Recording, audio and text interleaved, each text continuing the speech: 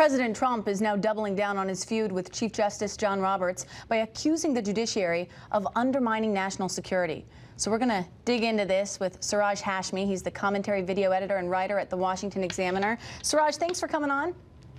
Thank you so much for having me. Yeah, sure. So, Siraj, you know, for President Trump to criticize individual judges and rulings, I mean, that's nothing new. He's been doing that since the very early days of the campaign. But what is new here is for the Chief Justice of the Supreme Court to actually respond to him. And it was truly an unprecedented response earlier this week. When you heard about it, what did you make of it? Well, certainly the biggest takeaway here is that it's an interesting time for Chief Justice John Roberts to engage with President Trump in this manner. It could signal to other federal judges that John Roberts is trying to say that he has their backs.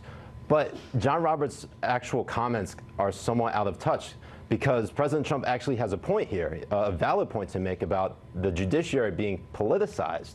And it's unfortunate, but it's true. And one of the things that you can actually look to is Senate Minority Leader Chuck Schumer, a Democrat, essentially in an effort to agree with John Roberts, also agrees with the president, saying that the judiciary has become politicized, citing Citizens United, Shelby, and Janus as particular rulings that have become politicized.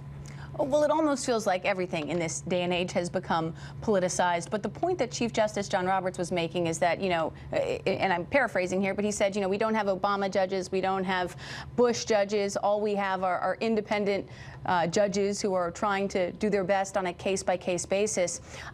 As President Trump, you know, continues to attack these individual cases and rulings, is he undermining our faith in these institutions? I think it's a little bit of a stretch to say that he's undermining our democracy and undermining these institutions. You know, anytime the federal judiciary hands down a ruling that people don't agree with, a lot of times the critics cite politics or the politicization of the courts. And that's certainly no different here. Certainly the president going after John Roberts and the Ninth Circuit is certainly on brand for the president. But beyond that, I think there's a large contingent of the population, namely Trump supporters, who are going to have the president's back no matter what. And for John Roberts to engage in somewhat of a war of words with President Trump is not doing himself or his cause any favors right now. Well, and there is certainly a case to be made that the Ninth Circuit has been unfair to some of the Trump administration's policies. And I'm not making that case, but it's a case that President Trump has certainly made repeatedly. I mean, the Ninth Circuit rulings, they've ruled against Trump administration policies on DACA, sanctuary sitting funding, the travel ban, this asylum issues. I mean, is there a point, does President Trump have a point here that the Ninth Circuit has been a thorn in his side, as he said? Yeah, absolutely. President Trump is right. The Ninth Circuit has definitely been a thorn in his administration's side. But him getting into this exchange with John Roberts is probably, you know, it's poking the bear a little bit, because if Trump believes that the courts have been politicized, kind of going after them again is kind of tempting fate. And you may risk the Ninth Circuit or even other circuits of the judiciary ruling against the Trump administration on even less controversial items or executive actions. Well, and President Trump did seem to try to tone down the rhetoric just a little bit by saying that, you know, he does really like the Chief Justice, so a little bit of cooling the rhetoric there. But in terms of the Ninth Circuit, I mean, is there anything that President Trump or the Trump administration could do about it?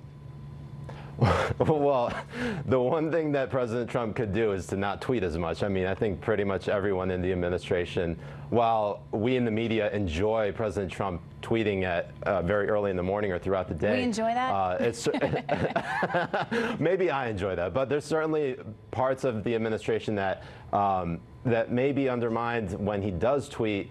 And while he does control the message, there are definitely some risks to it, and we may not know right away what happens with Trump versus the judiciary, but if something happens that works against the Trump administration, that would be the turning point. His beef with John Roberts as the main signal that basically led to all these other things. I like the 7 a.m. tweets from the president. 6 a.m., that's just a little too early. I love the 5 and 3 a.m. tweets really specifically. Yeah. Siraj Hashmi, thank you. Leland. Thank you, Kristen.